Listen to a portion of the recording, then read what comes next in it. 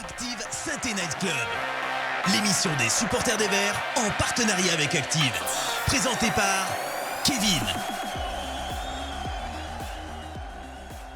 Et bonsoir, bonjour, bienvenue à tous pour ce nouveau Saint-Étienne Night Club, le 171e, bientôt l'équivalent de notre goal average négatif en Ligue 1.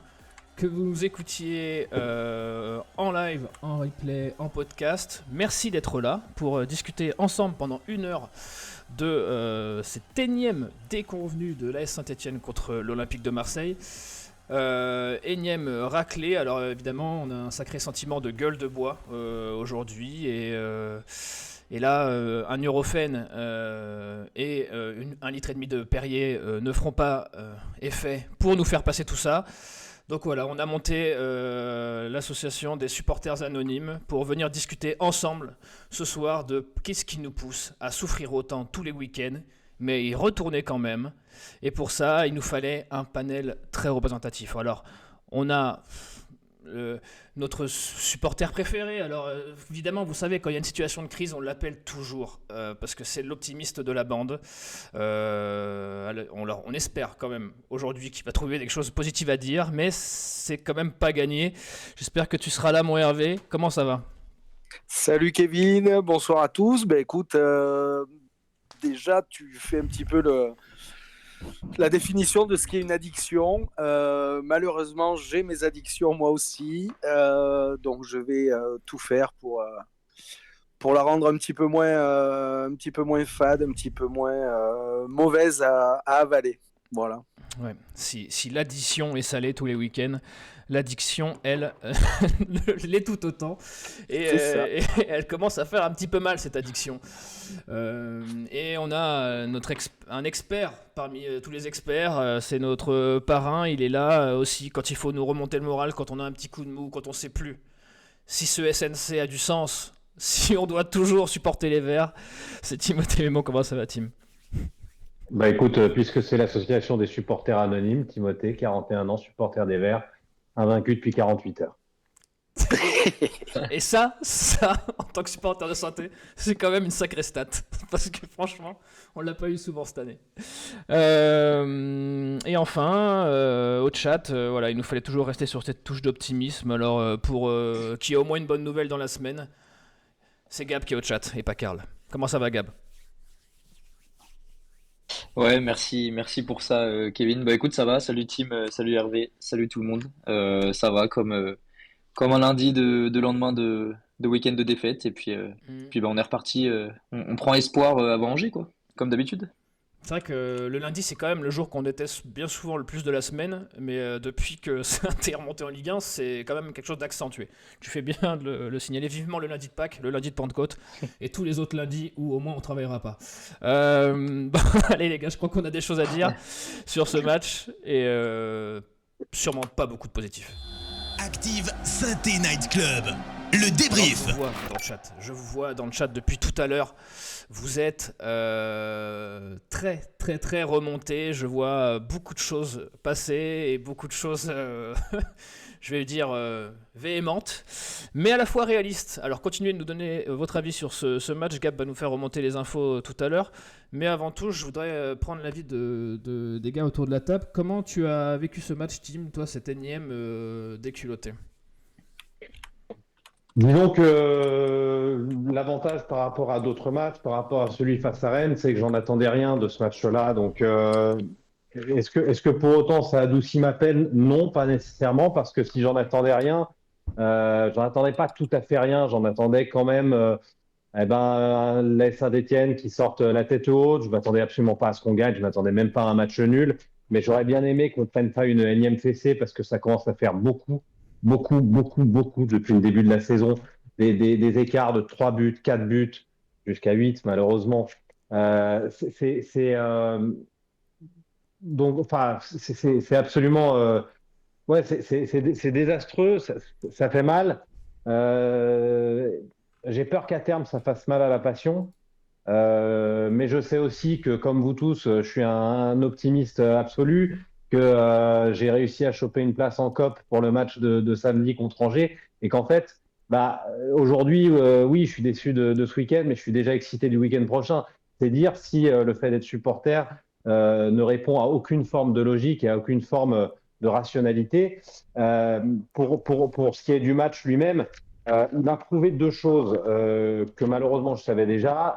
D'une, la faiblesse de Saint-Étienne proprement de Saint-Étienne, son incapacité à créer quoi que ce soit, et le fait que c'est bien beau, je le redis, de vouloir prendre un entraîneur, soi-disant avec une philosophie de jeu et tout ça, mais encore une fois, avoir une philosophie de jeu, c'est un luxe que ne peuvent se permettre que les équipes qui ont des joueurs de foot. Les joueurs de foot, on en a 3 ou 4 dans cette équipe. On en a 3 ou 4, on n'en a pas plus. Donc en fait, ta seule philosophie de jeu, ça devrait être le pragmatisme. Je ne suis pas en train de dire qu'il fallait prendre Duprat et pas Orneland, mais je suis en train de dire que de toute façon, avec cet effectif, il faudra qu'Orneland soit pragmatique sur cette fin de saison, au risque de descendre. Et après, moi, je suis disposé, en cas de maintien, à laisser tout le temps à Orneland et tout le temps à la nouvelle équipe en place. L'autre constat que j'ai fait et qui me frappe, mais qui me frappe indiscutablement au regard des matchs que je vois, et j'étais hier soir au Horizon Park pour le match entre Lille et Rennes, c'est que ce championnat, depuis qu'il est à 18, depuis la redistribution des droits télé, si tant est qu'il soit payé, est quand même vraiment en train de devenir encore plus qu'avant un championnat à 2 vitesses. Alors, j'exclus le Paris Saint-Germain, mais j'ai vraiment la sensation qu'il y a 7-8 équipes qui sont amenées, qui à mon avis seront amenées à l'avenir à rester là en haut, et un gouffre entre les équipes qui suivent, notamment nous, notamment Le Havre, Montpellier, mais j'ajouterais même des équipes comme Angers, j'ajoute même Rennes sur ce que j'ai vu hier, même si Rennes finiront par se sauver. Il y a un gouffre, et en fait, ce gouffre d'aujourd'hui me paraît similaire à ce qu'était le gouffre Ligue 1, Ligue 2, on va dire au début des années 2000.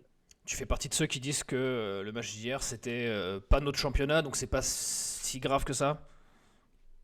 J'irai pas jusque-là, parce qu'en fait, tu t'aperçois que quand c'est pas ton championnat, eh bien, Montpellier a réussi à battre Monaco. Quand c'est pas ton Auxerre a fait quelques championnat, coups aussi. voilà, oui, mais oui, bon, Auxerre, c'est un peu différent, parce qu'ils ont des joueurs de foot qu'on n'a pas. D'ailleurs, Montpellier aussi, fondamentalement. Voilà, le Havre a battu Lille. Donc, je suis pas totalement dans l'idée de me dire c'est pas notre championnat, c'est pas grave, parce que se dire on peut perdre quand c'est pas notre championnat, ça sous-tend qu'il faudrait tout gagner quand c'est le nôtre. Et ce sera pas le cas non plus. Faut pas rêver. Les 4 semaines qui viennent, elles seront déterminantes, mais on fera pas 9 points contre les équipes de notre championnat. Donc, la réalité, c'est que de temps en temps, il faut être plus performé, il faut être capable d'aller chercher ce qu'on a fait une fois en première partie de saison en battant Lille à la maison. Ouais, la team vous a déjà exposé à peu près tout le programme de l'émission, hein. On va passer par tout le monde. Pardon. Non, non, mais c'est très bien, tu le fais, et comme ça vous savez ce de quoi on va parler. Donc vous pouvez déjà, vous dans le chat, nous dire ce que vous pensez de Horneland. Je vois que vous vous privez pas depuis tout à l'heure. Et surtout de la différence de niveau qui a été affichée entre les deux équipes ce week-end. Hervé, toi, je crois que c'est quelque chose qui est revenu beaucoup sur les réseaux, le fait que au moins là, il faut le dire quand on perd contre des équipes qui sont de notre niveau, mais là, il faut avouer que Marseille était d'un tout autre calibre, Hervé. Ben voilà, alors, plusieurs choses avec tout ce que vient de dire Timothée. Je ne vais pas paraphraser ou dire idem ou proposer qu'on fasse un quiz qui dure 51 minutes. Non, ça serait pas à ton avantage en plus, Hervé. Non, je ne sais pas, sur le long terme, on ne sait jamais. Non, après, non, pour revenir sur quelques points qu'il a abordés, ce week-end en plus, sur le fait qu'il y a un gouffre maintenant entre les équipes qui vont être en tête de ce championnat à 18 et les autres, il y a eu plusieurs chassés-croisés.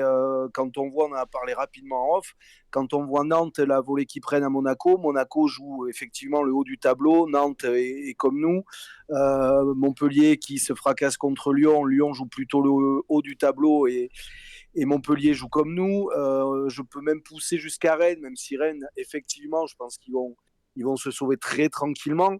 Mais même une équipe comme Rennes qui a une dynamique plutôt positive depuis un mois, depuis la reprise du championnat, on voit que quand le niveau s'élève, quand c'est une des équipes qui joue le haut du tableau comme le LOSC, Rennes se casse les dents aussi.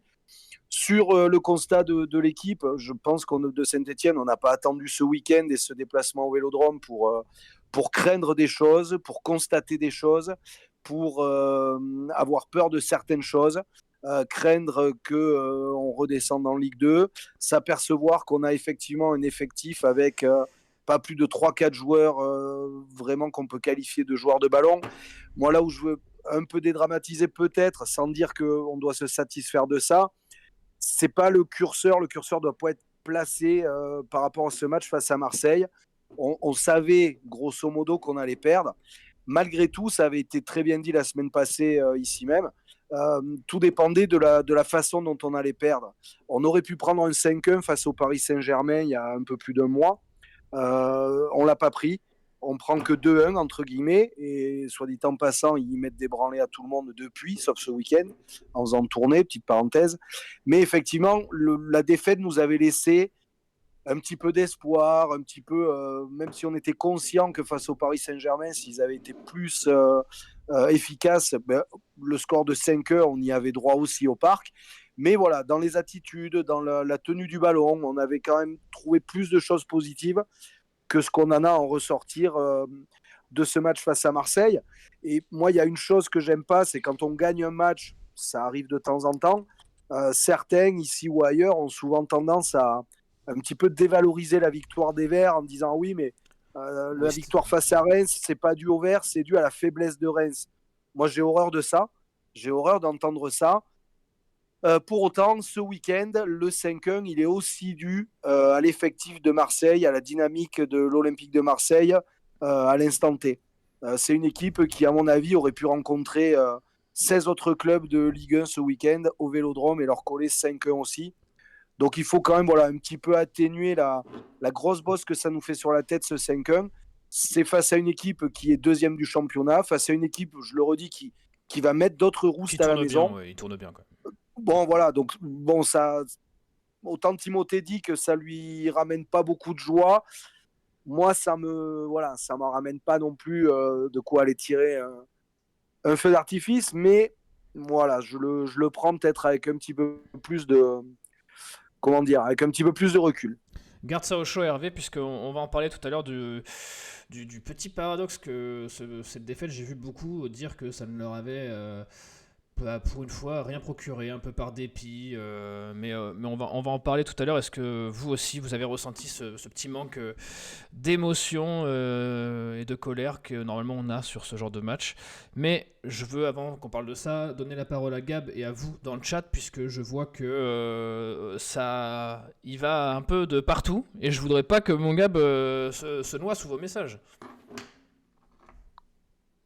Ça arrive vite. Déjà, pour commencer le sondage qu'on fait traditionnellement, comme l'ont bien expliqué Hervé et Tim, c'est vrai que nos viewers ont bien noté la différence de niveau qu'il y avait ce week-end. Mm. Je pense que tout le monde était d'accord sur ce point avant le match, encore plus après. Sinon, sur YouTube, on a Enzo qui nous dit, mais on en reparlera plus tard, que les 4 prochains matchs seront évidemment cruciaux. Et selon lui, il faut au moins 10 points sur 12, sinon on ira tout droit en Ligue 2. On en parlera plus tard. On a Yannick qui nous dit on a tous honte, mais on reste fou amoureux de la SSE, c'est ça le truc, le paradoxe, le problème. Aurel Bro qui nous dit on s'affole pour seulement 8 matchs de Horneland, même pas une seule saison des dirigeants en place, car la descente nous a fait mal, mais dans la réflexion, il faut regarder sur le long terme. Pas sûr que tout le monde puisse entendre ces arguments.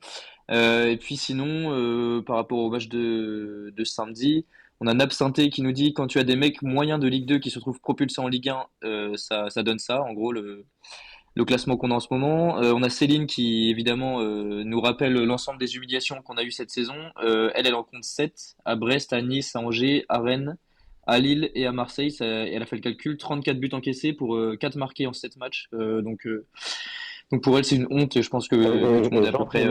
Gentiment, elle ne compte Ouais. pas la défaite contre Marseille en Coupe de France. Oui, oui. Également. Bien vu. Sinon, on a El Cato qui malheureusement nous dit que nos joueurs font ce qu'ils peuvent avec leur niveau, c'est-à-dire qu'ils sont très faibles. Céline qui nous dit tu prends 3 buts en 10 minutes sans aucune réaction, on n'a jamais existé. ZSU qui nous dit la plupart de l'effectif ne serait même pas aligné sur les bancs de toutes les équipes de Ligue 1. Kurko qui va dans ce sens en nous disant que je pense qu'on a la plus faible équipe du championnat. Et on a Gaël qui va également dans ce sens en disant il faut arrêter de se trouver des excuses. Angers est presque sauvé. Ils ont quoi de plus que nous pour l'interrogation? Ah oui, un effectif et des recrues capables de jouer au niveau de la Ligue 1. Voilà, on en parlera sûrement dans la suite de l'émission. Ouais. Merci Gab, pas beaucoup, vous l'avez entendu les gars, pas beaucoup d'optimisme dans le chat. Et on peut le comprendre légitimement. Hervé, tu disais que toi, voilà, ça t'avait pas forcément plus attristé que ça. C'est quelque chose que j'ai vu beaucoup revenir, comme je l'ai dit tout à l'heure, sur les réseaux. Mais tout n'était pas acheté sur ce week-end. Hervé, toi, tu as dit que tu avais quand même eu ta petite part de bonheur. Je voulais que tu voulais faire une parenthèse là-dessus, donc je te tends la perche. Effectivement, merci. La petite part de bonheur, c'est alors en deux temps. Premier temps, c'est quand j'ouvre le téléphone et je vois le score de Nantes qui se fait déplumer à Monaco. Donc déjà, tu te dis, c'est pas nous qui allons avoir la pire fessée du week-end. Donc ça, déjà, ça fait plaisir. Et deuxième effet qui se coule, tu te rappelles que Anthony Lopez, le bien nommé, a signé au FC Nantes pendant le mercato d'hiver. Donc là, deux bonnes nouvelles. On n'est pas les pires du week-end et surtout Anthony Lopez en prend 7. Ouais. Donc voilà. Par contre, sur le côté tristesse, moi malheureusement, ça fait quand même un petit moment que il y a trop peu de personnes en fait. Alors c'est pas de l'identification ou je ne sais quoi, mais moi, il y a trop peu de joueurs en fait qui me font aimer l'équipe et qui me font aimer le club. Mon amour pour le club, mon amour pour Sainté, c'est l'histoire du club, c'est l'aventure s'identifier à un peu groupe, folle qu'on vit avec à des joueurs. Ouais, mais voilà, l'aventure également avec le SNC qui fait que je garde vraiment un truc d'amour et de passion avec la SSE. Mais des joueurs, honnêtement, j'en ai plus. Là, si vous me demandez d'en citer un, je ne sais même pas si je vais pouvoir en citer un parce que, outre le fait d'avoir des bons joueurs de ballon, des joueurs de ballon tout court, il y a quand même des joueurs à un moment donné qui doivent vous faire un petit peu. Je branche Lopez, mais Lopez pour Lyon, pour le coup, je pense qu'il y a les supporters lyonnais, ils n'en ont rien à faire de Nantes, mais ça leur a fait mal aux fesses de voir que l'ancien gardien en prenait 7 ce week-end. Et moi, c'est ça un petit peu. Alors, je ne sais pas si c'est à décorréler complètement des résultats actuels. Comme disait Gab, il y a des arguments qui vont être difficiles à entendre pour certains. Il y a la vérité du terrain, la vérité sportive à l'heure où on se parle. Et puis, il y a le côté un petit peu passion, un petit peu irraisonnable qui fait qu'on aime toujours ce club. Mais moi, au jour d'aujourd'hui, honnêtement, je ne vois pas 3 joueurs moi, qui me font aimer l'équipe. En fait, tu n'iras pas au stade pour ces joueurs-là, quoi. Non, pas du tout. Je vais au stade, moi, pour l'histoire du club, pour aller voir les potes du gang des Binous, pour aller voir ceux du SNC quand on arrive à s'y croiser. Mais pour le coup, c'est pas des joueurs. À une époque, j'allais au stade, j'étais content d'aller voir Jeannot, j'étais content de voir Perrin, j'ai été content de voir Sablé, j'ai été content de voir Feindouno, j'ai été content de voir Adrien Ponsard et Jess Moulin pour citer certains des copains de l'équipe.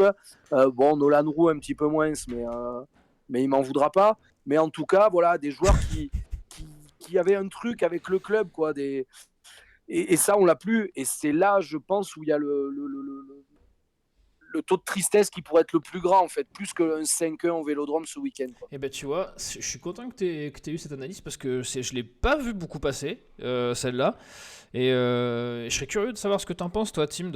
Est-ce que tu penses que ce dépit, un petit peu, cette résignation qu'on peut ressentir, qui vient un peu inhiber nos émotions qu'on ressent, qu'elles soient positives ou négatives, est-ce que c'est aussi lié au fait que le club soit un peu dépersonnifié? Je ne sais pas si le mot peut être utilisé ici, mais qu'il n'y ait plus de figures de proue, de joueurs qui font lever les foules ou qui font rêver les gamins. Il y a plusieurs choses dans ce qui a été dit et d'une manière globale, je suis tout à fait d'accord. La première, c'est que à Sainté, on vient clairement pas voir du foot depuis des années. On vient voir ce qui se passe en tribune, on vient pour une ambiance, on vient pour une chaleur humaine. Et d'ailleurs, il y a quelque chose qui est frappant, c'est que quand les copes sont pleins, la latérale est pleine. Quand les copes sont pas pleins, la latérale n'est pas pleine. Donc c'est bien la preuve que les gens, ça les intéresse moins de venir quand les supporters sont pas là. Donc c'est aussi la preuve qu'ils ne viennent pas nécessairement pour ce qu'on nous propose sur le terrain. Et je rejoins totalement Hervé. Moi, j'aime ce club et si on était en Régional 3, j'aimerais ce club. J'ai grandi avec, on ne change jamais de club et je l'aime pour son histoire et il a raison. Mais moi, je vais aller plus loin dans la dépersonnification dont tu parlais de ce club. Je l'ai déjà dit de nombreuses fois dans le SNC, je l'ai dit sur Twitter, je vais me répéter, je vais me rabâcher. Mais j'en suis arrivé à un point concernant Petro, concernant Apia, concernant beaucoup trop de joueurs aujourd'hui dans cet effectif. J'en suis arrivé à un point où quand je les vois avec le maillot vert, j'ai une rage au sternum. Ça me fait un mal de chien de me dire que ces mecs-là portent le même putain de maillot que Didier Zokora ou que Lubomir Moravchik. Ça me fait un mal de chien. J'ai l'impression qu'ils le salissent, mon maillot, en fait. Et là, il y a de la colère. Et alors, évidemment, c'est mon club. Donc, je ne vais pas jusqu'à leur souhaiter du mal. C'est-à-dire que je ne leur souhaite pas de perdre parce que c'est trop important que mon club gagne. Donc, je ne souhaite pas du mal à Léo Petro. Ça me fait juste un mal de chien d'imaginer que ces mecs qui sont des faux footballeurs, qui jouent aux footballeurs alors qu'ils n'en ont pas la moindre capacité, qui essayent de nous faire croire qu'ils s'arrachent alors qu'en fait, ils sont à la rue, que certains donnent quand même parfois l'impression entre les lignes de s'en branler un petit peu, ça va au-delà de la dépersonnification. C'est-à-dire qu'on arrive à un point où je peux, je n'irai pas jusqu'à détester, c'est beaucoup trop fort, on parle que de football, mais où je peux avoir du ressentiment à l'égard de ces mecs-là. C'est problématique parce que des mauvais joueurs, on en a eu, Oui. on en a eu plein. J'ai 41 ans, j'en ai vu passer des mauvais. Mais les mauvais, ça nous faisait plus marrer qu'autre chose, en fait. On avait plus envie de chambrer parce qu'à côté d'eux, il y avait des mecs pour tenir la baraque et qu'en fait, la maison n'était pas en péril. Là, aujourd'hui, ces mauvais, ils me font pas rire. Oui, parce qu'avant, Voilà. les mauvais, c'était l'exception, alors que maintenant, c'est les bons, les exceptions. Oui, exactement. Et moi, il m'amuse pas du tout. Parce qu'en plus, les mauvais, quand on en avait, en général, ils restaient pas pendant des plombes. Voir des types qui étaient mauvais quand on était 12e de Ligue 2 et qui sont encore là et qui sont encore mauvais. Et forcément, et là, d'une certaine manière, c'est la seule chose que je ne leur reproche pas. Je ne leur reproche pas de ne pas être au niveau aujourd'hui, dans la mesure où tout le monde voyait qu'ils ne l'étaient pas il y a 1 an et quelques mois quand on était 12 ou 13e en Ligue 2. Donc la faute n'est pas sur eux. Mais aujourd'hui, vraiment, quand je vois Petro rater son putain de dribble débile sur le 1-0 contre Marseille, j'ai la rage. Voilà, j'ai la rage. Et ça m'est pas arrivé souvent d'avoir la rage contre un joueur de Saint-Etienne. Ça ne change rien au fait que j'ai envie qu'il gagne quand même. Voilà, c'est tout un paradoxe et ça chamboule et c'est désagréable, quoi. Ça fait mal à l'intérieur. Ouais, c'est vrai qu'avec l'histoire de ce club, c'est difficile pour nous de se dire qu'on est devenu un club médiocre de la Ligue. Ah oui, et je voulais juste ajouter un truc qui me semblait important par rapport à l'histoire et tout ça. Oui. C'est que au-delà de ça, au-delà de ce que je ressens moi, de ce qu'on ressent nous en tant que supporters, le problème, c'est que c'est l'image du club qui est en train d'en prendre un coup. Parce que quand on voit le dernier mercato que tu proposes à Santa Maria, plus ou moins le salaire qu'il avait à Rennes, alors qu'il a plusieurs années de plus, qu'il joue pas, que le mec préfère aller à Nice, c'est une chose. Nice, c'est pas mal, il y a le soleil, et puis ils sont quand même mieux classés que nous. Mais quand tu t'aperçois que Nampalys Mendy, il préfère ne pas jouer à Lens que venir chez nous, quand tu t'aperçois que Emen Kari, dont j'avais aucune envie qu'il vienne, mais peu importe, préfère ne pas jouer que de venir chez nous, c'est qu'à un moment, ton attractivité, elle est en baisse. Et les joueurs, ils voient plus en fait qu'il y a le public, ce que ça représente de porter le maillot vert. Moi, j'ai l'impression que ces mecs-là, aujourd'hui, signés à Saint-Étienne, dans leur tête, c'est signé comme à Lorient ou à Angers, en fait. Donc, attention aussi à ça. Quand je parlais de dépassionné tout à l'heure, c'est ça aussi. Attention, enfin, si c'est pas trop tard, si on n'est pas déjà rentré dans le rang, attention à pas devenir un club lambda, quoi.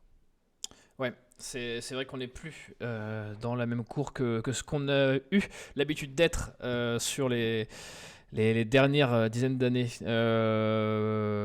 J'ai bien aimé cette parenthèse, elle n'était pas au programme, mais je trouve qu'elle reflète beaucoup de ce qu'on peut ressentir en tant que supporter de Saint-Étienne et en tant que passionné. Est-ce que, Gab, c'est quelque chose qui a fait réagir dans le chat, ce petit débat? Ouais, notamment sur ce que disait Hervé et ce qui a été repris par Tim après. C'est vrai que pas mal de supporters étaient d'accord avec ce que disait Hervé sur le fait qu'il ne venait plus à Saint-Étienne pour voir l'équipe, mais plutôt pour voir les tribunes notamment, et parce que il y a l'amour du club Ouais. qui est au-dessus de tout. Sur la défaite, ni chaud ni froid, il n'y a pas eu tant de réactions. Il y a Tonio Pro qui nous disait que depuis le mercato hivernal, le cœur était froid de toute façon. Donc cette défaite en plus ou en moins n'a pas changé grand-chose. Et sur YouTube, on a Yannick qui nous disait que tout le monde était dégoûté dans le chat de toute façon. Même si on a Céline qui est positive en nous disant j'ai connu des moments très difficiles en tant que supporter, mais je suis toujours derrière. On va se concentrer pour le prochain match. Allez les Verts. On est Et sinon, derrière, hein. Joss, justement, Pas par de rapport problème, on est au... derrière. C'est pour ça qu'on souffre, Évidemment. hein. Et, bah ouais. Et Joss qui nous disait justement que c'est le rapport au foot en général qui a changé selon lui. Oui. Notamment par rapport aux joueurs qui ont plus forcément l'amour du club. Et puis sinon, par rapport à Tim, ce que disait Tim sur, notamment sur Léo Petro, on a pas mal de supporters qui soulignent quand même que Petro se bat. Évidemment, il a des lacunes techniques qui sont claires pour la Ligue 1, mais en gros, c'est pas le joueur qui doit être tapé dessus selon certains de nos auditeurs, puisque lui, au moins, il donne tout pour le maillot, Je contrairement l'entends, à je d'autres. l'entends, je Ouais, l'entends et je vas-y, l'ai Tim. beaucoup entendu. Et je vais pas refaire une diatribe sur Petro. J'ai souvent été dur avec lui. Peut-être bien que sur la première partie de saison, c'est pas celui à incriminer le plus. Je dirais simplement à ces gens, je les oblige pas d'être d'accord avec moi. Je leur dirais, regardez un match ou deux en imaginant que il ne se bat pas, il ne mouille pas le maillot, comme on dit, mais qu'il fait vachement bien semblant. Acceptez juste de vous poser la question. Moi, c'est la sensation que j'ai, et depuis aussi longtemps qu'il est là. C'est un joueur qui fait semblant d'être un joueur combatif. Parce que c'est pas le tout d'avoir des attitudes, d'haranguer ses coéquipiers, de mettre la main sur la bouche pour parler, pour faire comme ce qu'ils vont en Ligue des Champions le mercredi. Ça suffit pas d'avoir des attitudes de footballeur pour être un bon footballeur. Je dis pas que j'ai raison, mais ceux qui veulent le défendre à tout craint, je leur dis, je leur dis ce que je vois moi, pour que peut-être ils regardent et peut-être que leur avis changera. Peut-être pas. Et voilà, et peut-être que j'ai tort sur Petro et peut-être que je fais une fixette.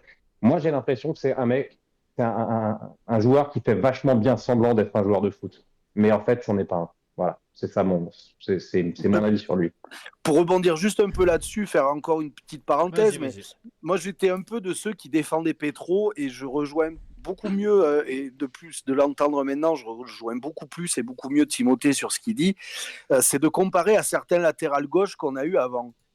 Dans ceux que j'ai cités qui sont copains du SNC, j'ai oublié Patrick Guillou, qui lui pour le coup était vraiment un joueur qui symbolisait justement les valeurs vertes, etc.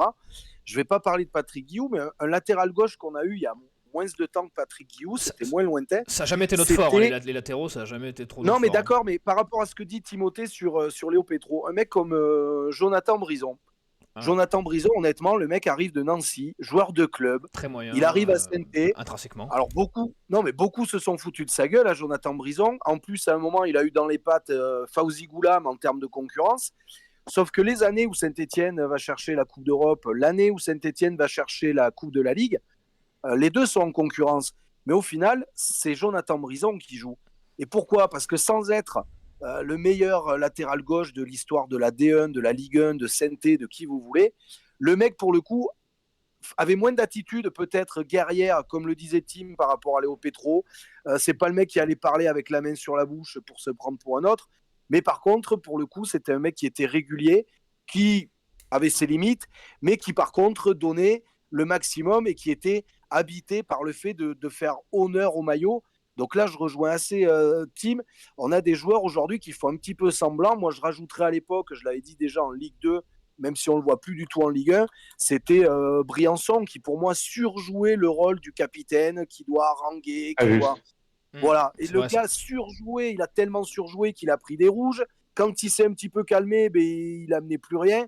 On a des joueurs, effectivement, qui surjouent. Et donc, voilà, c'est ça aussi le décalage qu'on a. Des joueurs qui sont conscients de là où ils sont. Et ils se disent, tant que je vais avoir cette espèce un petit peu d'aura de guerrier, de tout ça, on va me foutre la paix et je ne serai jamais dans ceux qu'on montre du doigt. Sauf qu'au bout d'un moment, on leur demande aussi, pas avant tout, mais aussi, effectivement, d'être des joueurs de foot et d'avoir un QI foot, c'est vrai de le faire progresser, quoi. On en a Et quelques-uns. tu parles de Brison. Brison, moi, je suis convaincu qu'il a un pétro dans chaque jambe et j'ai pas de Large. problème à le dire.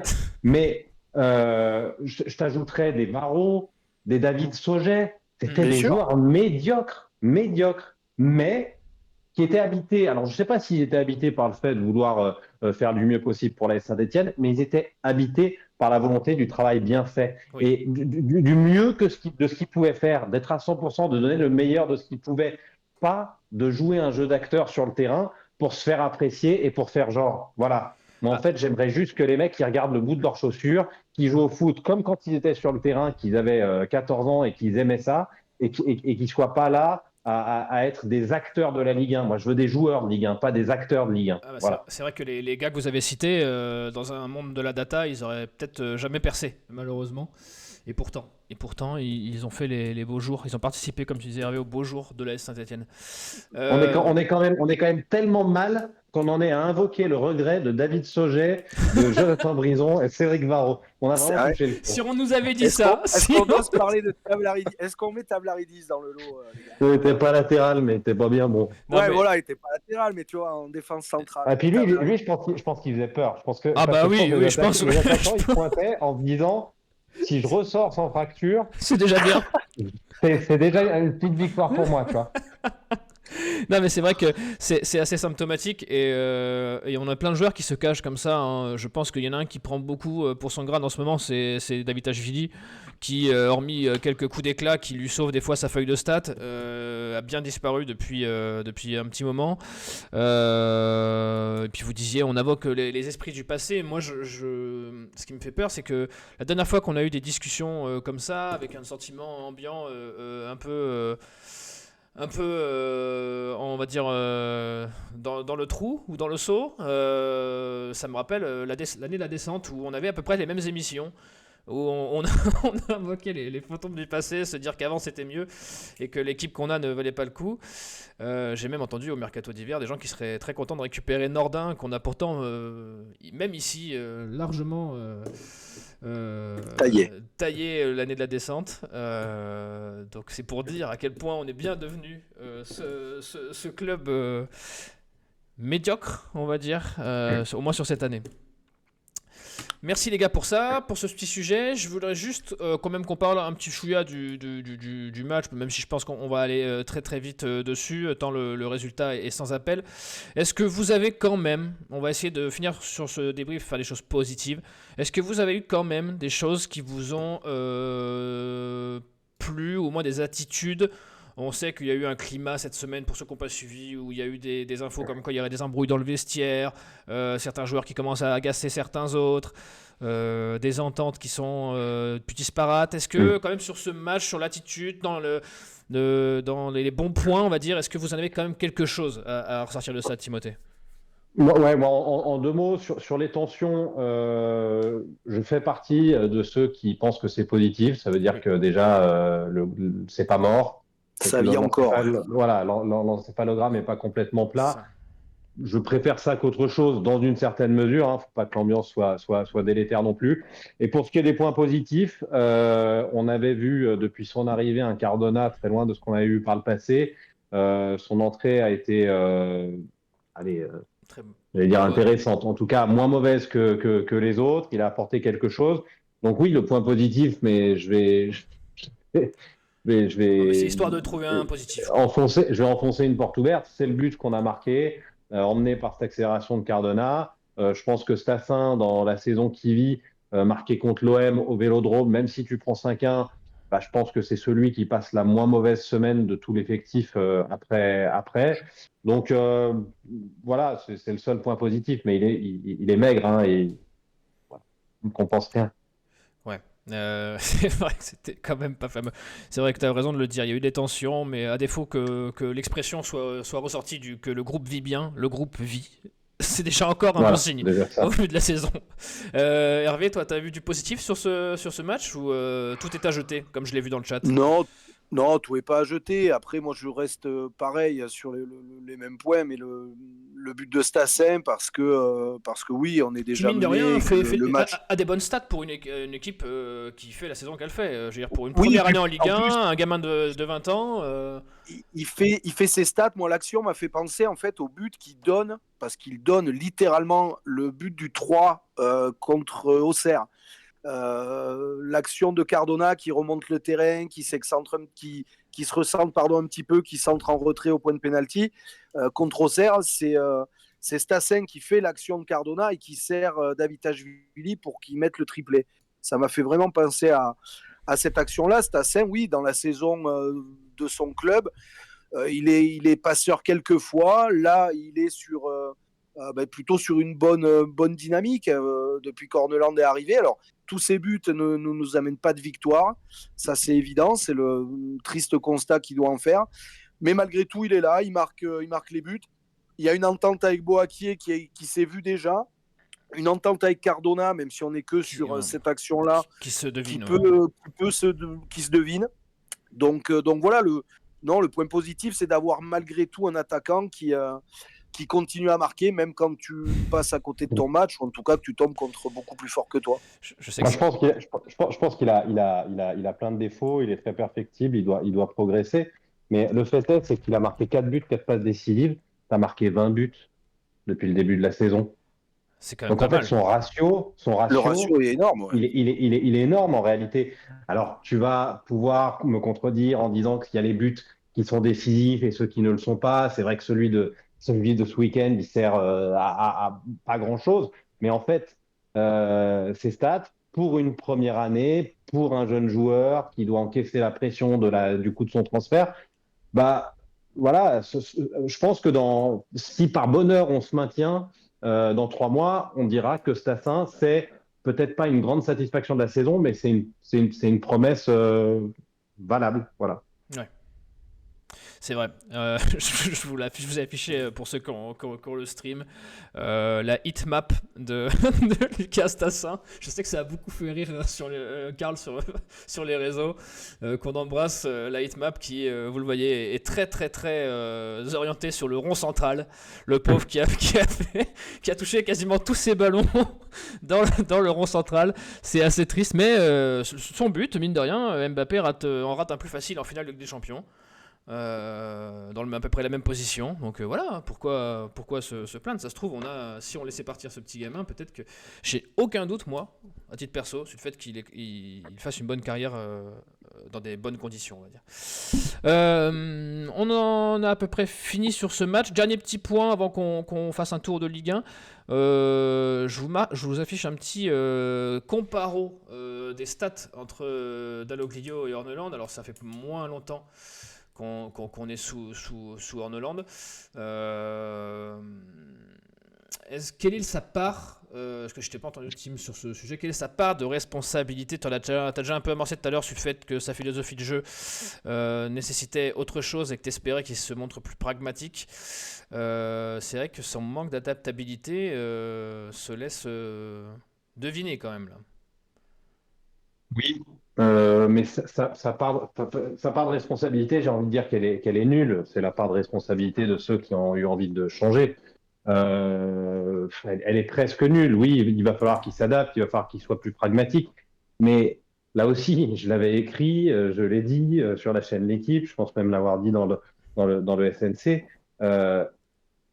Quand tu as un effectif de ce niveau-là, mais tu peux faire venir Ancelotti ou Guardiola, les résultats seront les mêmes. Ouais. Donc moi, Orneland ou pas Orneland, en fait, je m'en fous. J'aimais bien Dalloglio, je l'aimais bien humainement, c'est un type que j'aimais bien. Donc ça m'a fait chier qu'il le lourde parce que pour moi, ils l'ont viré pour de mauvaises raisons. Ils ont viré un coach qui avait un effectif. Enfin, il en avait tiré la quintessence de son effectif. Je l'avais dit, il avait pris 13 points, je crois, ça, 14 points, quelque chose comme ça, sur 15 ou 16 sur la phase aller. Il a techniquement une meilleure moyenne que Orneland, il a 0,87 ouais, mais points par match. ça, je sais pas. Voilà, comparaison n'est pas raison sur ce genre de truc parce que effectivement, il n'y a pas eu autant de matchs. On verra quel sera le bilan d'Orneland après avoir joué justement, Pas les mêmes adversaires non plus. voilà, après avoir joué Angers, après avoir joué les 3 matchs qui viennent, Montpellier. Il y a Nice au milieu et je me souviens plus quel est l'autre adversaire direct qu'on affronte, Le Havre, tout simplement. Donc ça j'attends. Mais en fait, alors oui, si tu te dis on va se maintenir à la fin de saison et on veut qu'Orneland puisse mettre en place son projet et que une fois qu'il a mis en place son projet, bah, tu as gagné 6 mois parce que lui il s'est adapté, que tu vas pouvoir faire des recrutements l'été prochain en le consultant lui, pourquoi pas? Pourquoi pas? En attendant, tu as une urgence, c'est le maintien. Ouais. Et je pense que Orneland n'est pas plus armé que Dalloglio et qu'il n'est pas plus armé que Carlo Ancelotti. J'ai pas de problème à le dire parce que Carlo Ancelotti, si tu lui files Apia, Louis Mouton et Sissoko, eh ben, il aura les mêmes résultats que les autres en fait. Ouais, Donc, tu fais partie de ceux qui pensent qu'on lui a savonné la planche sur laquelle on l'avait mis, quoi.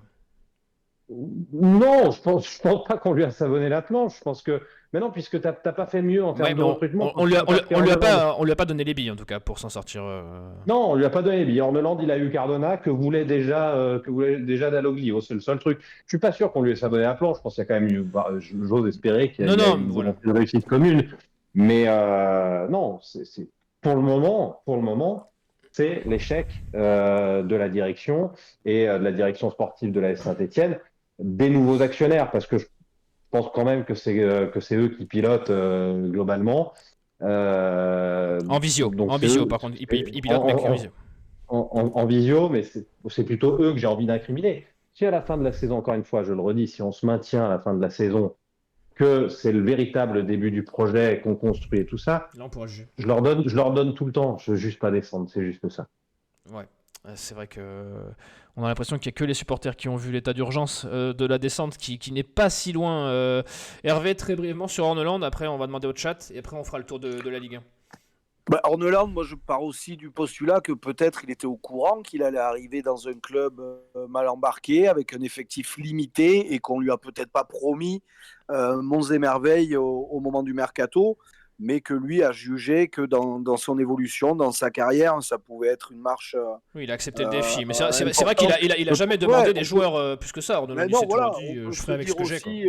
Voilà, on peut se dire aussi que le mec est venu en connaissance de cause et qu'il savait qu'il allait devoir serrer les miches jusqu'au bout, et c'est ce qui est en train de se passer.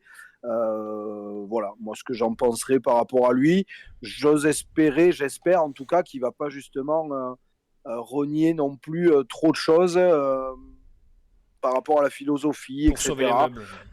Ouais, sauver les meubles, voilà, on va voir un petit peu. Mais en tout cas, moi je pars du principe que si le mec est là, on lui a pas forcément vendu du rêve, hein, donc la planche, elle était déjà glissante. Ils l'ont pas savonné plus depuis qu'il est arrivé. Lui était peut-être simplement au courant de ce qu'il attendait. Mais arriver d'où il arrive et arriver à Saint-Étienne en Ligue 1, ma foi, ça va. Je pense que pour lui, ça va.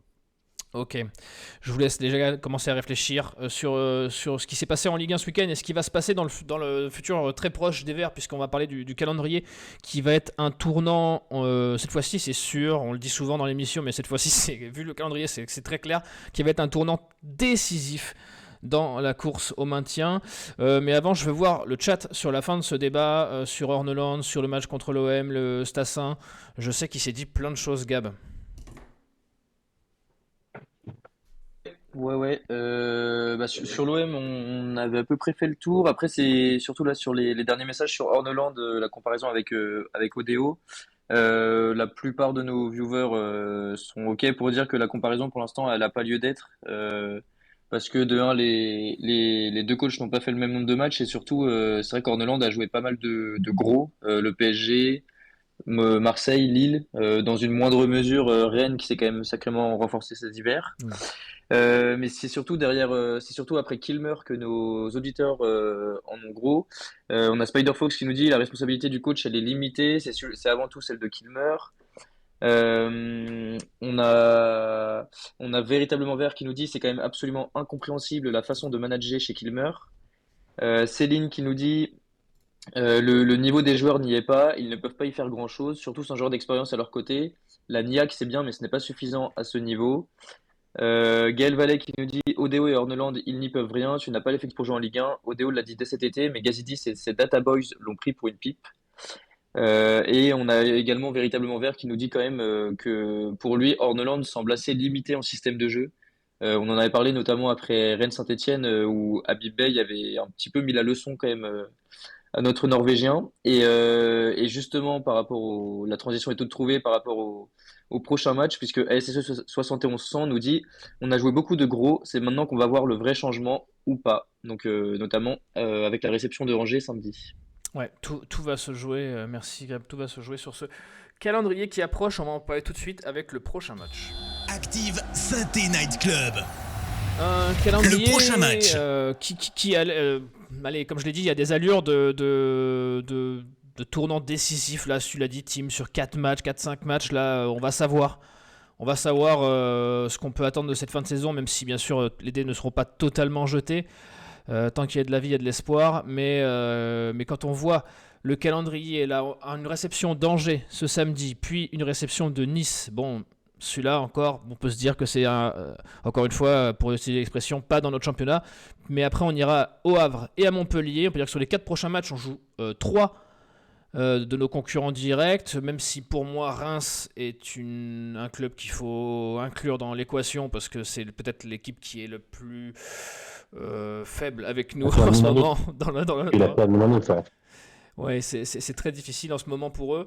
Quand on voit ce calendrier, au final, pour ce qui s'est passé ce week-end, il y a eu un certain statu quo, comme l'a dit Hervé. Nantes a perdu, il y a pas eu derrière, ça a perdu aussi. Pas grand-chose n'a bougé de notre côté. Mais ce qui arrive là, c'est quelque chose qui est décisif. Tim, toi, j'ai vu beaucoup de gens dire que sur les 4 prochains matchs, il nous fallait au moins 7 points. Est-ce que tu penses que c'est ce chiffre-là qu'il faut viser? Oui. Ce chiffre-là, il me plaît bien, il est lucide. Tout à l'heure, il y avait quelqu'un dans le chat qui disait qu'il fallait prendre 10 points sur ces 4 matchs-là. C'est totalement illusoire. On est sur une moyenne de 0,85 depuis le début de la saison. On va pas tout d'un coup bondir à 2,1, 2,2 points par match. Faut pas rêver. 7 points, 7-8 points, ça nous permettrait quand même de Passer à faire 25. un bon pas en avant. Je l'avais dit parce que je m'étais amusé. On n'a pas trop de références, nous, en France, avec la Ligue 1 à 18. Je m'étais amusé à regarder ce qui se passait en Bundesliga. Et sur les 10 dernières années, il y a eu 9 saisons où 33 points suffisaient pour se maintenir. Et si on regarde l'avancement des équipes actuellement, l'équipe qui est au-dessus de la ligne de flottaison, c'est Nantes, avec 21 points sur 22 matchs, qui est donc à 0,95. Et 0,95, c'est aussi ce que représenterait le fait d'avoir 32 ou 34 points sur 36 journées. Ça correspond. Donc, ouais, une fois qu'on a fait ces calculs, c'est pas compliqué de se dire qu'il nous manque 15 points sur les 12 prochains matchs. Donc, il va falloir surperformer par rapport à ce qu'on a fait jusqu'à présent. Ça, c'est pas nouveau. Et évidemment qu'il sera important d'enfoncer, si possible, nos adversaires directs, au moins à défaut de ne pas leur permettre de remonter à notre hauteur. Si on vise d'être 15e, si on vise d'être 16e, le constat sera le même, d'être barragiste, qui est à mon avis extrêmement dangereux. Mais oui, on est là sur un mois à venir qui va déterminer, parce que là, on est en train de se faire des projections à 7 points, à 8 points, à 10 points pour certains, et pourquoi pas, hein, j'en rêve.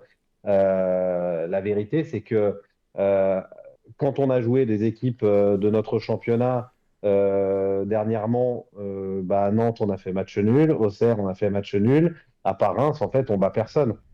Oui, Donc, et puis Reims, tout le monde l'étape en ce moment, donc c'est pas non plus. Oui, après, je rejoins Hervé dans le fait de dire qu'il ne faut pas dévaloriser les victoires. Il n'y a pas de petite victoire quand tu joues le maintien, et voilà. Mais oui, oui, effectivement, je serre les fesses parce que Angers à domicile, ça c'est clair qu'il faut le gagner, c'est à domicile. Pas le choix. Nice, si tu arrives à gratter un point à domicile, et encore Nice en championnat, ils sont quand même C'est costaud. hard à prendre en ce moment. Et puis après, sur les 2 déplacements, il faudra être en Faut en ramener capacité 4. d'en gagner un sur les 2, quoi. Ouais. En gagner un sur les 2. Ouais. Ouais, c'est clair que ça va se jouer là, Hervé, avant cette trêve internationale. Si tu reviens avec 7 points, tu passes à 25, il t'en restera, allez, tout autant à gagner sur la fin, mais bon, tu te seras remis la tête à l'endroit avant de partir un peu au frais pendant une petite semaine. Il faudrait déjà gagner parce qu'il y a eu des défaites qu'on a qualifiées d'encourageantes depuis qu'Orneland est là. On a eu des matchs nuls qu'on a été chercher plus qu'on a concédé. La fameuse différence du match nul que tu concèdes ou du match nul que tu arraches. Bon, j'ai envie de dire, il y a eu quasiment à chaque fois des bonnes excuses quand on ne gagnait pas les matchs. L'adversaire était plus fort, l'adversaire était sur une meilleure dynamique, etc. Bon, Parce là, que j'ai vu maintenant, beaucoup de les gens dire excuses- qu'il fallait qu'on trouve 2 équipes plus faibles que nous. Moi, je suis dans l'équipe de Timothée, tu me diras ce que t'en penses, Hervé, mais que la place de 16e, ça veut dire qu'il faut trouver 2 équipes plus faibles que nous, mais il faut aussi que le barragiste de Ligue 2 qui vient soit aussi plus faible que nous. Ça n'est quitte à, pas gagné. quitte à avoir 3 équipes plus faibles que nous, je préférerais qu'il y ait 3 équipes de Ligue 1 Oui, plutôt que de miser sur éventuellement la 3e équipe qui plus serait faible dans que nous, en l'euphorie. étant effectivement Ouais. le barragiste de Ligue 2. Je pense que Toi, ça serait effectivement toi, très dangereux. t'arrives avec le bagage de la descente possible, et eux, ils arrivent avec l'euphorie de la montée possible. Voilà. Donc, Et on a bien montré l'année dernière que que tout c'était était possible. possible. Et on l'a Donc, aussi montré quand on ouais, est descendu. voilà, c'est exactement. Donc il faudrait arriver à trouver 3 équipes plus faibles que nous en Ligue 1, même si ça passe entre le mur et l'affiche. Et de toute façon, ça passera entre le mur et l'affiche. Après, voilà, sur le mois de mars et les 4 prochaines échéances, là, pour le coup, on a un match à la maison qu'il va falloir gagner. Il faut regagner de toute Oui, façon, si tout tu simplement. perds celui-là, Euh, c'est quand même pas bien embarqué, quoi. Ouais, ça fait quand même tâche. Et pour le reste, ça va être compliqué. Et puis, il va falloir peut-être. On n'a pas eu des déplacements toujours faciles ces derniers temps, mais peut-être montrer que face à des adversaires un petit peu moins calibrés à l'extérieur, Qui vont laisser des brèches, là, on on est peut y aller, quoi. capable d'aller chercher. Voilà, on est capable d'aller chercher un match nul, que ce soit au Havre ou à Montpellier. Par contre, voilà, le fait de jouer 2 fois d'affilée à la maison, les statistiques montrent que c'est très rare de gagner les 2 matchs, donc on va pas parier sur 2 victoires, mais il faut au moins une victoire à domicile là pour voilà un peu calmer tout ça, même si tout est serré, rien n'est joué, on n'est pas lanterne rouge, on n'est pas On avant-dernier, est on pas est très loin, TP quand même. 8e, barragiste, mais il faut se donner quand même un petit. Il n'y a rien qui va nous rassurer, mais que ça nous soulage un petit peu en fait. Oui, après, il y a le sorte de micmac économique dans lequel la Ligue 1 se trouve en ce moment, qui peut-être, alors peut-être que les propriétaires de la 16e ont été visionnaires et qu'ils ont anticipé cette crise des droits télé qui engendrerait peut-être des descentes administratives. Administrative. Mais alors, dans ce cas-là, on crierait au génie s'ils nous disent qu'ils l'avaient vu venir.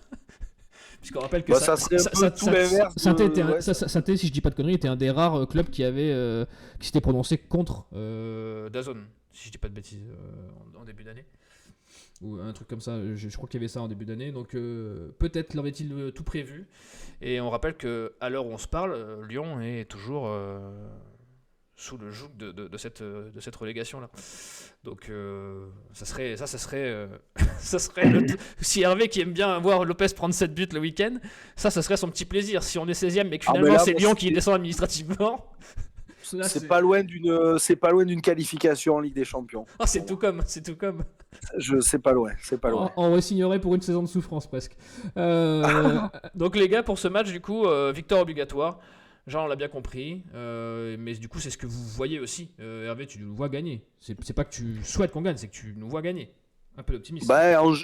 Angers, disons qu'ils font leur petit bonhomme de chemin. Ils ont été inquiétés, et tout le monde les voyait au mois d'octobre comme la lanterne rouge pour toute la saison. Ils ont réussi à... Ils ont gratté pas mal de points. Ouais. Ils ont gratté pas mal de points, ils font leur petit bonhomme de chemin. Ils ont ici ou là des petits trous d'air. Souhaitons que le trou d'air tombe à Geoffroy Guichard la semaine prochaine, quoi. Voilà, je vois qu'ils on avait de quoi ramener un point à l'aller, et puis on s'est un peu emmêlé les pinceaux en termes de coaching à l'époque. Et voilà, c'est pas une équipe non plus qui nous avait fait la leçon au match aller, même s'ils avaient gagné.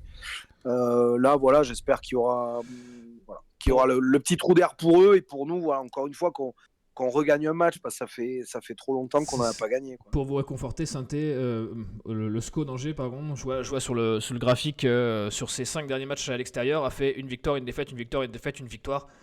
Donc, normalement, si on en suit la logique et la loi des séries, ils sont censés perdre le prochain match à l'extérieur, donc à Saint-Étienne. Ça nous arrangerait grandement. Timothée, tu nous vois gagner aussi. Tu nous vois quand même au-dessus, là, rassure-moi. Je vois rien du tout, parce que moi, Angers, j'étais la semaine dernière à Raymond Kopa pour Angers-Marseille. Ce que j'ai vu, c'est mieux que ce que je vois quand je vois jouer Saint-Étienne. Maintenant, à domicile, après la claque de Marseille, j'ose espérer une réaction. J'ose espérer aussi que, d'une certaine manière, les joueurs comme les supporters se disent depuis quelque temps que c'est ces matchs-là, c'est ce mois-là, c'est cet enchaînement de 4 matchs-là qui va être décisif et qui vont y rentrer avec le couteau entre les dents, plus qu'ils ne l'ont fait contre Marseille. Donc, non, je vois rien du tout, dans le sens où si tu me demandais de miser mon salaire sur un résultat, je serais bien emmerdé et je miserais pas forcément Saint-Étienne. Donc voilà, mais oui, il faut. T'as 2 matchs à domicile, t'as l'occasion avec ces 2 matchs, puisqu'il faudra une forme d'union sacrée à la fin de la saison pour y arriver tous ensemble. T'as l'occasion d'offrir une victoire à tes supporters. Et encore une fois, je le disais, si par bonheur t'arrivais à gratter un point contre Nice, t'auras fédéré du monde, quoi.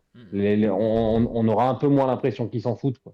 Ouais, t'auras fait remonter du monde dans le train de l'optimisme, mais c'est vrai que Angers va beaucoup mieux depuis qu'ils sont mis à pied Luis Dionis, c'est vrai que ça leur a beaucoup réussi. Gab, une dernière fois pour le chat et après on passera à ce que vous aimez bien sûr plus que tout, le quiz du SNC. Dis-nous ce que les gens pensent de ce calendrier qui s'annonce très compliqué. Ouais, rapidement vu l'heure, déjà Joss qui a bien résumé tout ce qui a été dit, c'est vrai, on entame une série de matchs de type stop ou encore. Joss est partagé résumé par tout dans le la monde. même phrase, c'est très audacieux Gab quand même. Ouais, mais écoute, pour une fois. Et non, c'est résumé c'est partagé par tout le monde. On a El Cato qui nous dit il faudra, enfin lui, ce qu'il voit plutôt ce qu'il pronostique, c'est victoire contre Angers, défaite contre Nice et match nul au Havre et à Montpellier. Donc ça ferait que 5 points, c'est pas énorme. On a SSE 7100 qui nous dit il nous faut 9 points, pas le choix. Foulk 63 qui nous dit si on gagne samedi et que tout le monde perd, on sera quand même toujours barragiste. Mais tout autre résultat qu'une victoire sera extrêmement décevant. Il y a pas mal de monde qui nous dit qu'il faudra au moins 3 victoires sur les 4 prochains matchs, sinon c'est la descente en Ligue 2. Peut-être un petit peu optimiste de prendre 9 points sur les 4 matchs, mais c'est partagé par pas mal de monde. Sinon, on parlait des environ 33 points pour se maintenir. On a El Cato et Véritablement Vert qui nous disent qu'on est très loin de ce total-là, puisqu'on n'a que 18 points en ce moment. On a Véritablement Vert qui nous dit justement que d'ici la fin de saison, il faudra au moins 4 victoires, voire 5. Et lui, malheureusement, il voit pas vraiment qui Saint-Étienne peut battre. El Cato qui nous dit si contre Angers tu ne gagnes pas, ce sera mort. Et on a Bob Lazare qui garde espoir en nous disant que sur YouTube, que chaque saison, les équipes qui jouent le maintien font souvent des surprises en fin de championnat. Donc il faut espérer que nos joueurs se bougent sérieusement. Et enfin, Gaël Vallet qui nous dit la vraie question, c'est contre quelle équipe est-ce qu'on peut gagner? Est-ce que vous avez vu jouer les autres équipes? Angers n'est plus un concurrent direct avec 8 points d'avance, 9 avec le goal average. Donc il y a de l'espoir, mais en même temps il y a beaucoup de crainte par rapport au match de samedi. Oui. Je suis d'accord avec le fait qu'Angers soit plus un adversaire direct, mais c'est une équipe de notre championnat. Mais c'est pas un adversaire direct. Je pense qu'Angers ils sont maintenus. Ouais. Ouais. Les adversaires directs, c'est nous 4 en bas avec Reims, Nantes, Le Havre et Montpellier et Le Havre. Oui, c'est ça. Il y a un wagon qui est très vite dessiné là. Tout ce qui est au-dessus de Reims, on peut déjà presque oublier. Merci les gars pour ce petit débrief. On va passer à la cerise sur le gâteau. Notre petit bonheur de la semaine, il en faut bien en ce moment, c'est le quiz du SNC. Jouez chez vous, on va faire un quiz express puisqu'on arrive aux limites de l'émission, mais on ne peut pas se priver Hervé est là, donc on ne peut pas se priver du quiz. Une enchère, au moins une enchère. Non, malheureusement, vu le timing, je pourrais pas caser d'enchère, Hervé, Ah, mais c'est peut-être quelque chose qui va te servir au final, parce qu'il n'y ait pas d'enchère. ok. Donc je compte sur toi. On rappelle, bien sûr, vous dites votre prénom, je vous donne la main, messieurs, et vous pouvez jouer vous aussi dans le chat. On va jouer sur des questions autour de l'AS Saint-Etienne et de l'actualité de l'AS Saint-Etienne surtout. Question de rapidité pour commencer, je vais vous citer une phrase qui a été prononcée par quelqu'un autour du match de MASS et vous allez me dire qui a prononcé ces mots. Je cite: c'était un match difficile. Nous connaissions bien sûr Marseille, une équipe de qualité qui a joué 3 matchs contre nous et qui s'est bien comportée. Nous avons essayé de rester dans le match aussi longtemps que possible. Mais quand nous avons commencé la seconde mi-temps, nous avons pris le premier but. C'était difficile pour nous. Nous n'abandonnons jamais, mais je pense que nous ne sommes pas tous unis. Nous parlons déjà et nous continuons. Hervé, Oui. David Tachvili. C'est en effet Zuriko Bien Tadevitashvili vu. qui a passé donc plus de temps en zone mixte qu'à se montrer sur le terrain du Vélodrome. Et ça, c'est très chouette de sa part. 1-0 Hervé, mais je vais essayer de rééquilibrer les débats. Puisque je vais devoir faire un au plus proche. Et vu que c'est un au plus proche et qu'Hervé a marqué le premier point, c'est lui qui va devoir parler en premier. Hervé, si je te dis que là, on a dit que le wagon de fin de la Ligue 1 était déjà quand même bien dessiné. Des goal average qui sont quand même sacrément dégueulasses. Si je te demande le goal average cumulé des 3 derniers de la Ligue 1 à l'heure où on se parle. Alors, indice, si tu veux, je t'en donne un. Oui, Le goal average est négatif. merci. Mais en cumulé, du coup, j'ai un moins 75. Ok. Tim? Moi, je dirais moins 90, à peu près moins 30 pour tout le monde, non? Alors, le moins 30 pour tout le monde n'est pas très loin, puisqu'en effet, Saint-Étienne est à moins 30, Montpellier est moins 31, mais Le Havre est à moins 25, qui, eux, nous ramènent donc à un moins 74 de général. Oh. C'est Hervé qui est proche du tout pile. Oh, on t'aurait donné 3 points bonus, c'est dommage, mais c'est un 2-0. Oui. Je m'excuse, mais avec ton calcul, on arrive à 86. Putain, attends, tu me mets le doute. Ouais, Si on a moins 30, plus Pardon, 31, ça fait 61. Pardon, plus 20. pardon, je ne sais plus compter. C'est truqué. C'est truqué. Joss avait donc raison. Je ne sais plus compter. Exactement, c'est moins 86. Comme quoi, vous voyez que la fatigue peut vous toucher, peu importe l'âge que vous avez. T'avais dit combien, toi, Tim? 90, moi j'avais dit. Et donc, voilà. Je sais pas. Le 74, je ne sais pas d'où il sort. Je ne veux pas qu'on cherche d'où il vient. Mais en tout cas, c'est bien moins 86. Et c'est donc Tim qui égalise. Et c'est pas plus mal pour le suspense. Puisque la dernière question, pour rester sur une touche d'optimisme, la dernière victoire de Saint-Etienne à domicile contre Angers. Messieurs, c'est une question de rapidité. Qui était le gardien de but ce soir-là? De Saint-Etienne. Oui, bien sûr. Dreyer. Non. Non, ce n'est- Green. C'est vrai. Hervé a su trouver la temporalité. Cette fois-ci, je suis sûr de ma réponse. J'y étais. Tu y étais. C'était la saison 2023-2024 en Ligue 2. Une victoire. Hervé, tu as le score 2-0. 2-0. Un match fabuleux de Bouchoirie et de Chambaud au milieu de terrain. C'est vrai. Et les buteurs, non, j'aurais pas les buteurs, mais ouais, 2-0. Et, franchement, c'est un des derniers super matchs que j'avais vu à Geoffroy Guichard. Voilà. Et puis, vous pouvez être sûr que Hervé dit la vérité puisque Chambaud n'a pas joué ce match-là. Et donc, C'est pas vrai. C'était une démonstration de Chambaud ce jour-là. C'est pas vrai. Peut-être son meilleur match sous les couleurs de la SS. Le meilleur match de Bouchoirie, en tout cas. Bon, en tout cas, Bouchoirie a joué. T'es vraiment une crevure, toi. Occupe-toi de savoir compter, là, au lieu de balancer les trucs, là. Voilà, c'est tout ce qui compte. On aura une bourde chacun. Et pendant, on retiendra la tienne, Hervé. C'est tout ce que je compte. C'était des buts de Sissoko et de Petro. Voilà, Petro qu'on a critiqué tout à l'heure. Mais Petro, ce soir-là, avait marqué 2-0. Et Etienne Green était bien dans les cases ce jour-là. Et c'est très triste de voir que le 11 stéphanois qui est aligné à l'époque est très proche du 11 qu'on aligne en Ligue 1 en ce moment, puisque c'était Green, Briançon, Appia, Petro, Nadé, Bouchoirie, Tardieu, Fomba, Sissoko, Cafaro, Rivera. on est quand même très très proche de ce qu'on a aligné le week-end dernier. Et ça, c'est moche. Merci, messieurs. Une victoire d'Hervé qui ne souffre d'aucun contest. Bien sûr, aucune tricherie n'a eu lieu. Désolé, Hervé, j'ai eu ton chèque, mais le moins 74 a été décelé très vite par Tim. Je te renvoie le virement dès demain matin. En attendant, je vous souhaite une bonne soirée, une bonne semaine. Et puis, prenez soin de vous. C'est tout ce qui compte après tout. Ça reste que du foot, même si parfois tout ça nous dépasse. Merci à tous. Allez les Verts, ciao. Salut, merci à tout le monde, ciao.